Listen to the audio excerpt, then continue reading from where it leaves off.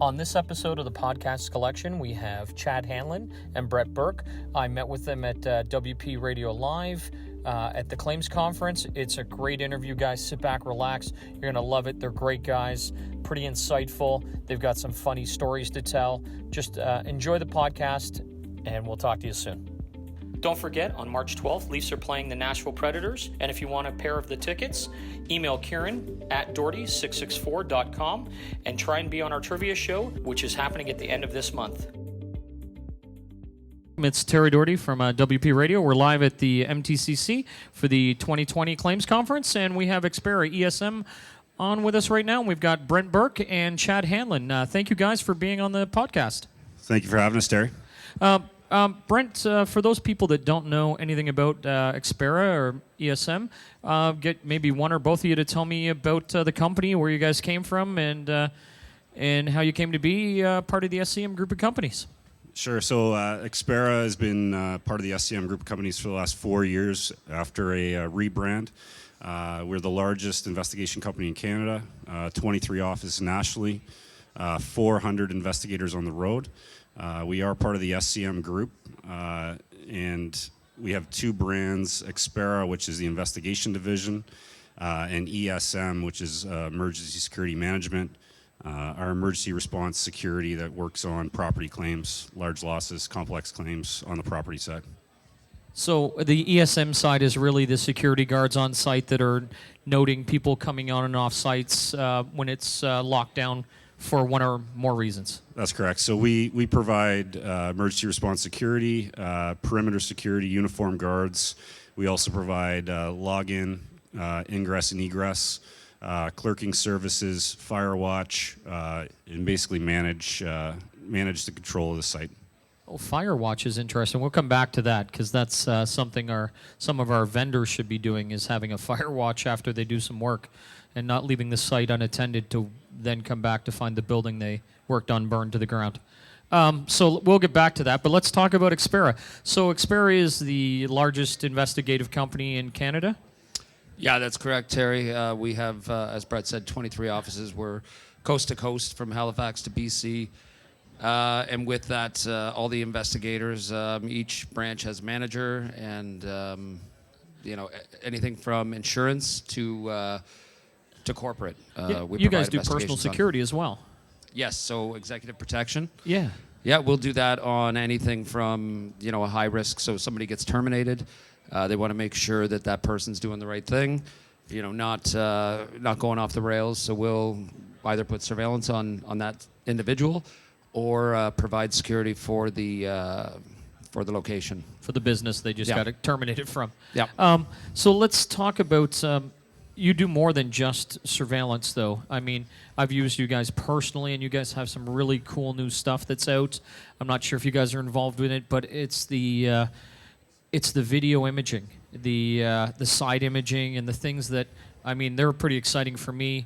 I used you guys on a couple of cases recently, and it's really amazing stuff. You're looking at imaging, and you're building and blowing up stuff and making images just so much clearer. It's unbelievable. So can we talk about that technology? Yeah, so it's XFIS, so Xpera Forensic Imaging Service. So what we do is we take the data and we'll enhance it. So if you've got a license plate, you can only see a few things from the side. We can enhance it with the data. We can blow it up. We can turn it.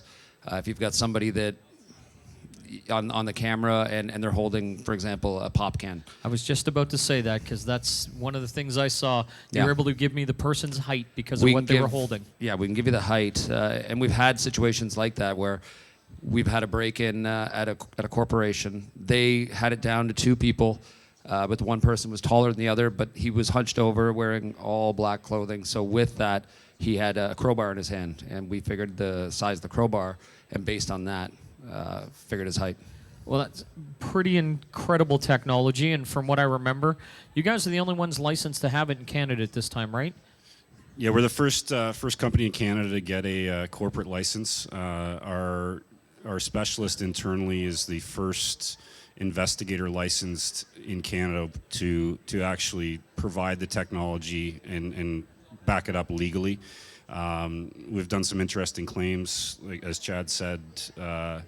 imaging wise with height, but we've also done some slip and fall claims where we've zoomed in on CCTV camera to prove that an individual didn't slip and fall, actually twisted an ankle, as an example, to give clarity to the situation. So they actually, it was just they were the author of their own misfortune, as opposed to slipped on a grape or some fruit or whatever it was. Correct, and that's one of the best examples that we have. We didn't actually have the camera on the individual or on that particular spot. It actually was bounced off a mirror. So it was an angle that we had from a mirror. We locked in on a certain location to prove that there was no water there all day, and this person was saying they slipped on water. It was Wow. a retail. That's pretty incredible. So there's more to Xpera than XFEI or XFIS.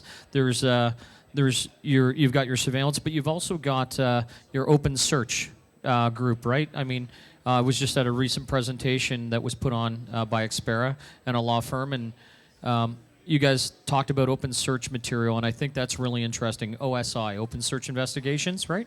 OSINT, Yeah. Open Source Intelligence, There and you that's basically scouring the web for anything we can find on an individual and for each different project. So if it's one where, bring it back to the high risk termination, if we're looking to see if this person made some recent purchases, that's going to affect how they react given the news that they no longer have a job.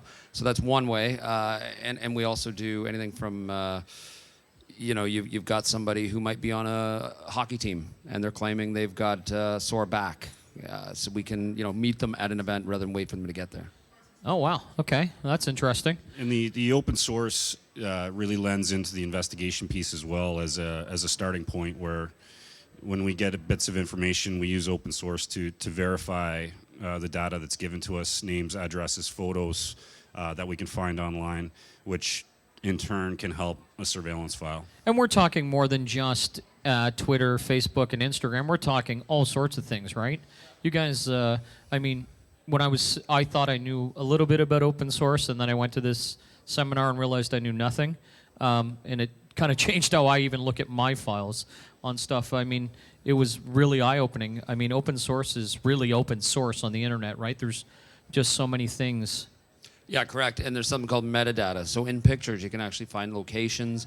You can find information within information. So, the guys that we use, they're well trained. That's their full-time job, is just doing this. So we try and find as much as we can based on demographic. So Facebook is not something for the young generation anymore. No.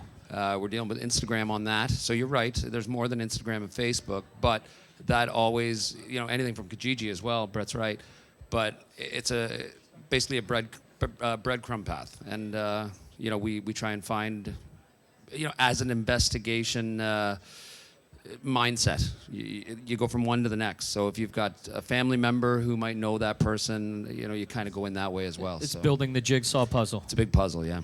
Right, and I find that great. I mean, like I said, I've used Xpera, I've used ESM in my past parts of my adjusting career with the companies, but I'm not sure everybody really knows what you guys really do, right? So that's why I wanted you guys on the podcast. People to kind of understand you're just not more than people that are driving around doing surveillance, right? And that's what people think, right? When they think about surveillance companies or investigation companies, they don't think about all the other aspects that go with it. But it's really interesting. I mean, when I've had stuff come from you guys, it's the background information that you provide on the subject is incredible. Yeah, our job is really, from an investigation side, our job is gathering that data for our clients, putting it in front of them so that they can make an informed decision and an opinion on a claim, for example. We, as investigators, we don't provide opinions. We provide information to let you make an opinion on it. Yeah, so let's talk about the surveillance piece, because, I mean, that is probably the bread and butter of your guys, what you do at Xpera. So you have 450 investigators on the road. That's a lot of people. Yeah, we have over 400 investigators on the road. I think that's one thing that differentiates us as a company, is that we can really fit the investigator to the subject. We hire a diverse background of investigators, male and female, to fit who we're after as far as a subject. So when we can fit the investigator to the subject, it really gives us a better chance at gathering quality information. And is there certain rules and regulations with regards to gathering this information as far as where you can go, when you can do surveillance and when you can't? I mean, I know just from past dealing with claims, but for the people that don't know or people that have never requested surveillance and they make these assumptions, well, I can follow you into a funeral, or I can do this, or I can do that. That there's certain rules and regulations that I think you guys are bound by, correct? Yeah, so we're obviously very highly regulated through the Privacy Act and through PIPEDA in Canada on what we can and cannot do. So everything that we do obviously has to be above board within the rules of PIPEDA. With expectations to privacy, in the general sense, once you leave your front door of your house, that we're allowed then to videotape, as long as that we are on a file. We can't, we're bound by working on a file. What do you mean by that? Would you just, is there been cases where people are just driving around following people?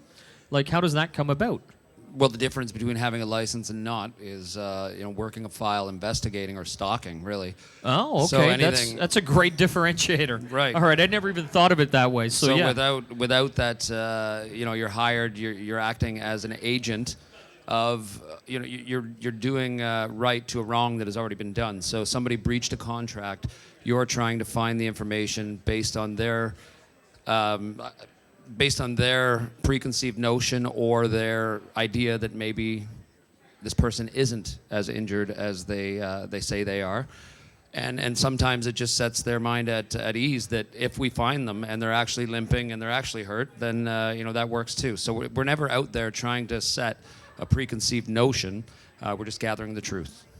You're just fact finders. That's it. Yep. So, but tell me about the do's and don'ts. What are you allowed to do when you said as soon as they cross the threshold of their front door, it's basically a go. You can record them. Is there places that you typically won't or don't video people? And I don't mean in their bathroom, that kind of stuff. I mean, but just in general. And I did bring up funeral because I know there's been people that have videotaped funerals, and it's meant to be a no-no. Yeah, that's something that would come down to, a decision made by the client. Typically that's something that would be discussed up front, and a decision would be mutually made. A lot of times we wouldn't go into a place of worship, for example, church, mosque, as to someone in general public going to mass. But everything else, when they're doing about their daily business and we can see them and we can videotape them, then we're good. What about vacation? What about the guy that's claiming he's hurt, and the next thing you know, he's putting luggage in the trunk of his car and he's heading towards the airport? What do you do then? Yeah, and we've done those files where we've actually sent investigators, on vacation with people down south, or we call our partners in the U.S., for example, and we pick it up.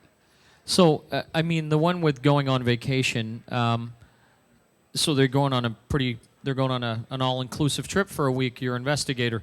Are you guys ready for that? Is that something you guys prepare for? Like, do you have go bags and be ready to go? Absolutely. Our guys are ready to go, for those scenarios, especially go bags for gym scenarios where, someone may go in to be Good Light Fitness. Oh. They would have a gym bag in their trunk. They go in, get a one-day membership or, a free trial, and they would partake in maybe a class or two and get some evidence there. Little spin class video? Correct, yeah. We've done a couple of those. Oh, wow. I never even thought about that. So that's let's talk about the funny places you guys have done surveillance. I don't need to know names and file numbers, but just if you guys have any off the top of your head that you can think of, places you've gone that you just didn't expect to go.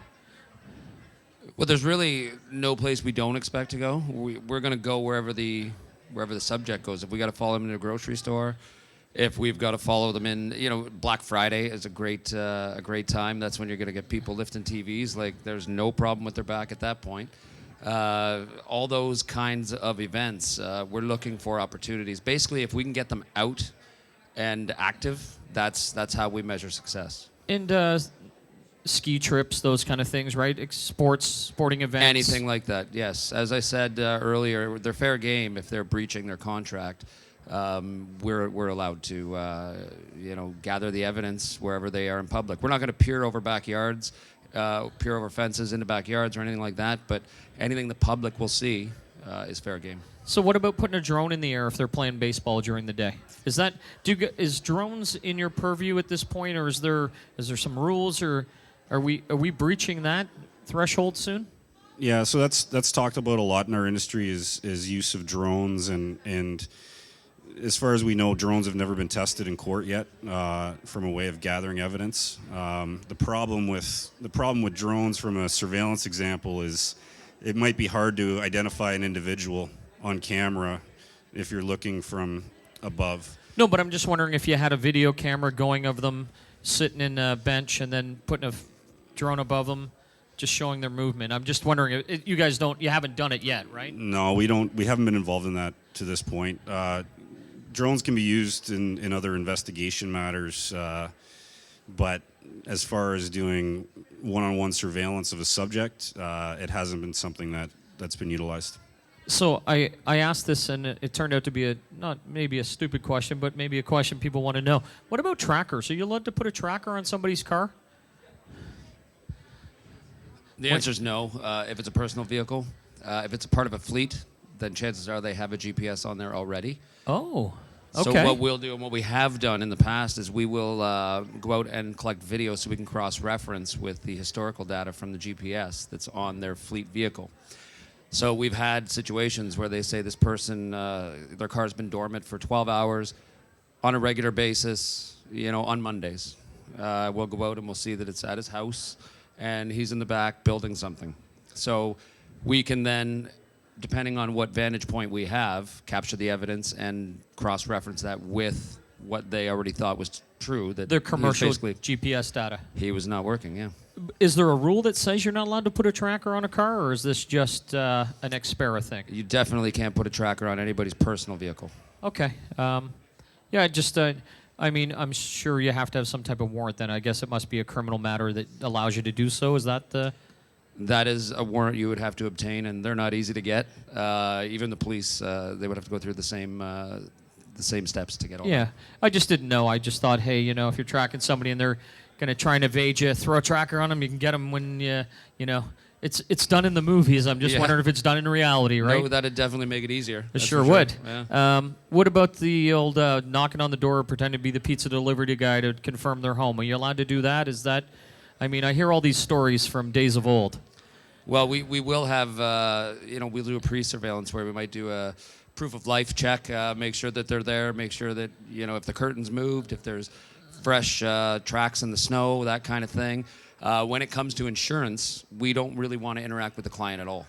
And so it's because they've already lawyered up at that point. It's so you don't hands wanna, off. Yeah, you don't want to jeopardize the case in any way. All right, and continuity of evidence, how does that maintain? Do you prepare a report? It's, again, video, it's photos. How does that all get done? Yeah, so a typical surveillance report would be we'd obtain video evidence, which would then go into a report. Everything would be sent as a package, court ready, basically for the client. It's a legal document, basically at that time, where they can take it as they wish as part of the claim. And you guys are available and do testify in trial that, this was the evidence I saw him doing this and the X in movements? That's right. Our investigators will go to court, testify as needed. In the insurance space, the number of files we do, not a lot will go the distance to trial on average, but when the ones that do, we're ready to go and back up our findings. Okay, let's talk about, you guys brought up something right at the beginning. I said we'll talk about it at the end. I forget what it is. Do you remember what it was? Firewatch. Firewatch. So Firewatch, tell me about that. That's something I didn't know you guys even did. Yeah, so as part of our security services with our ESM brand, it's actually something that may be mandated by the fire marshal after a loss. So if the water systems, the alarms are down, if the power is off in a building, a lot of times it's mandated that there's a fire watch. So basically, we are taking over the alarm. Okay, so I was thinking of Firewatch from a different perspective. I was thinking of it when a plumber goes in and does some work on some pipes, and they're using a blowtorch to heat the pipes up. They have to, for a period of time until the pipes cool down, and have a fire watch there to make sure the building doesn't burn down. That's what I was. So you're going in after you've burnt not you, but they've burnt the building down, or the building's burnt down. So it's fire watch on the backside, not on the front side. Correct. Yeah. All right. So no I'm glad we spark backs or clarified anything, there. Yeah. So it's to make sure it doesn't spark back up, and if it does, you can then call the appropriate authorities to come out and deal with that issue. Right. Another thing that differentiates us on the security side is a system called SMS that we have right now. I'm going to get Brett to speak to it more. He has more experience with that. So we just launched SMS, which is site management software. What it is really a clerking software that allows us to digitally track the ingress and egress of people coming on and off the site.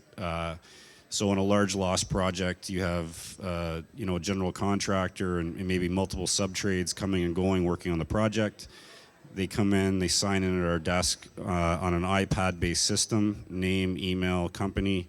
They're printed a badge with a photo on the spot, along with a code, like a URL, or not a URL, but a QR code. And that is their badge for the site. So every day they come in, they can log in and out, iPad-based. It goes into an Excel spreadsheet.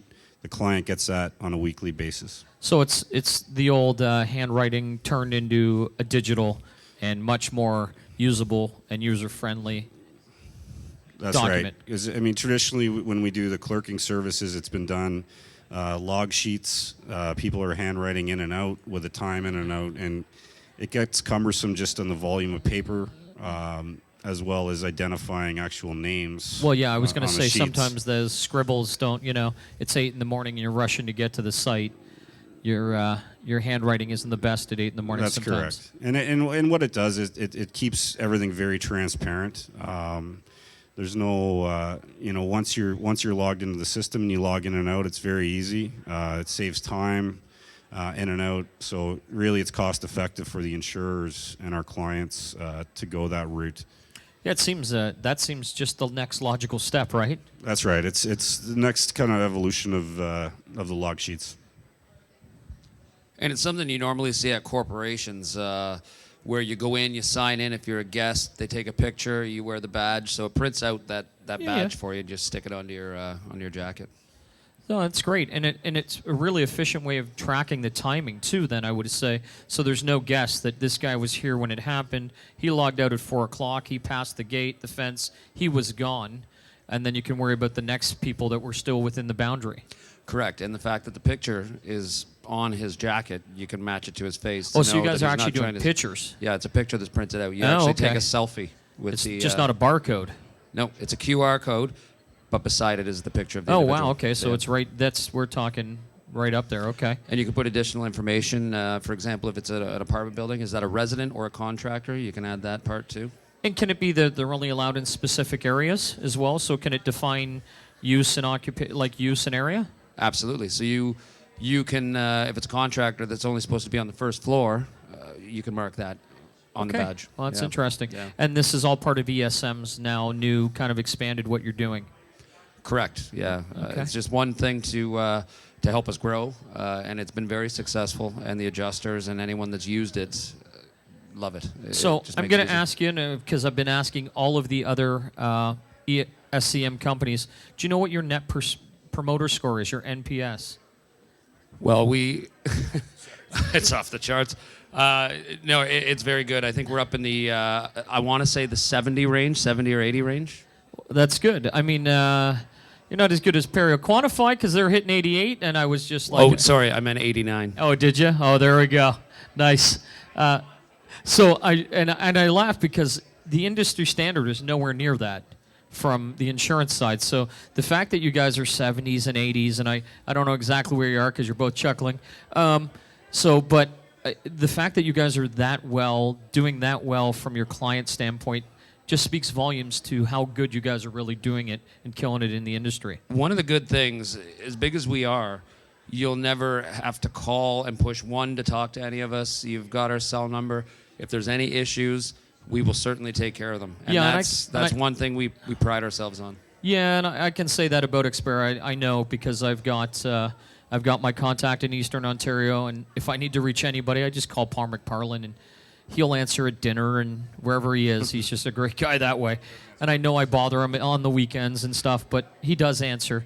So I think it's just the fact that I've been around so long, and I have the podcast that he won't not answer. Well, a part of it is we don't want to just be providers. We want to be partners. So yeah, no, I'm just teasing. If you don't look good based on what we did, then we're not doing our job. Yeah, no, I was just teasing. Paul's great. Where is that Paul? Paul doesn't answer my calls, so you got to just clone my number, apparently. Anyway, guys, thank you very much for being on the podcast. It was wonderful. Before we go, how do we reach you guys at Xpera and ESM? Is there a toll-free number? Is there an email address? What are we looking at? So ESM has a 24/7 number. So a lot of these property losses come in the middle of the night. Yeah, no, fires don't just happen between 8 and 4, I know. They're usually when people aren't there. Yep. So the number is 1-888-842-8109. Okay. And they will answer 24/7, as I said. And as for Xpera, we also have a 1-800 number. So that is 1-800-253-1666. Either that or email any one of us, and we will definitely take care of you. Is there a general email for Xpera or ESM? Do you know? Or It would be, we would do, brett.burke@xpera.ca, chad.hanlon@xpera.ca. That's the best way to get a hold of us. However, if you go to our website, you can certainly click on any link there, and that'll take you to where you need to be. Well, Brent, Chad, thank you very much for being on the podcast today. I really appreciate your time. I know you guys are busy with your booth, but we want to thank you immensely for being a sponsor with the podcast this year, and we look forward to finding out more about Xpera and SEM as the year goes on. And thank you very much, and have a wonderful afternoon. Thanks very much, guys, for listening to this podcast. We'll be back next week with another Out and About. And hopefully I'm going to get somebody on the podcast later today, and we can give those tickets away. So have a great weekend, and we'll talk to you soon.